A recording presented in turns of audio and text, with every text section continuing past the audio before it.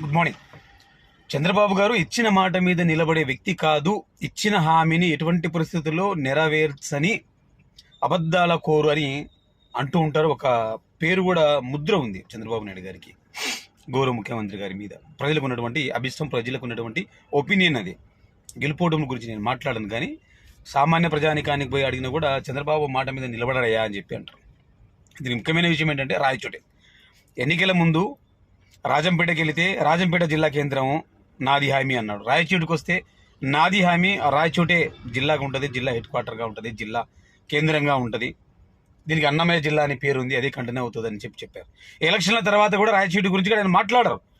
ఎక్కడే మార్పు ఉండదు, ఇదే ఉంటుంది. వీలైతే మదనపల్లె జిల్లాను చేస్తామే తప్ప రాయచోటి అలాగే ఉంటుందన్న. మరి ఏం జరిగిందో ఏమో, రాత్రి ఎత్తేసి మదనపల్లెకు పంపించేశారు. మరి పెద్దిరెడ్డి కుటుంబానికి, పెద్దిరెడ్డి రాజకీయానికి చెక్ పెట్టాలనుకున్నారు ఏమో చంద్రబాబు నాయుడు గారి అనుకుంటున్నారు అక్కడంతా.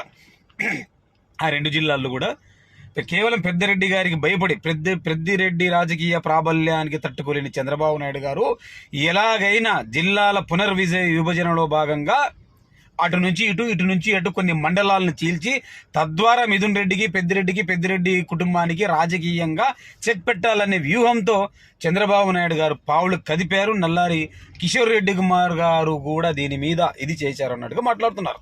ఏదేమైనా క్యాబినెట్ సబ్ కమిటీ కూడా ఏర్పాటు చేశారు. 2-3 సార్లు వాళ్ళతో భేటీ అయ్యారు. అయినప్పటికీ చంద్రబాబు నాయుడు గారు ముఖ్యమంత్రి హోదాలో రాయచోటికి తీసుకున్నటువంటి జిల్లాల విభజన విషయంలో చాలా తప్పుడడి వేశారు. ఇంకా కొద్దిగా ముందేసి రాయలసీమ ప్రజలు ఏమనుకుంటున్నారంటే, రాయలసీమను చంద్రబాబు నాయుడు గారు సర్వనాశనం చేసేంత వరకు వదిలిపెట్టడు. జిల్లాల పునర్విభజన కావచ్చు, రాయలసీమలో రాజకీయ ప్రాబల్యం ఉన్నటువంటి రెడ్డి కులం, రెడ్డి క్యాస్ట్ను ఏదో రకంగా రాజకీయంగా చెక్కు పెట్టాలి. రాయలసీమకు సహజ సిద్ధంగా ఉన్నటువంటి రాజకీయ స్వభావాన్ని, నైసర్గిక స్వరూపాన్ని మార్చేయాలి. రాజకీయంగా అలాగే అభివృద్ధి పరంగా రాయలసీమ వెనక నెట్టడమే చంద్రబాబు నాయుడు గారి అభిష్టం అని చెప్పి రాయలసీమలో చాలా మంది విమర్శకులు కూడా అంటున్నారు. మరి ఇది ఎంతవరకు నిజమనేది, కొప్పర్తిలో చంద్రబాబు నాయుడు గారు ముఖ్యమంత్రి అయితేనే అక్కడ ఉన్నటువంటి ఒక 200 కోట్లు విలువైనటువంటి 200 కోట్లు ఆల్రెడీ ఫండ్స్ రిలీజ్ అయిన వాటిని కూడా వెనక్కి తెచ్చుకోవడం, కొప్పటికి సంబంధించిన కొన్ని పరిశ్రమలు రాకుండా చంద్రబాబు నాయుడు గారు అడ్డుకున్నారు.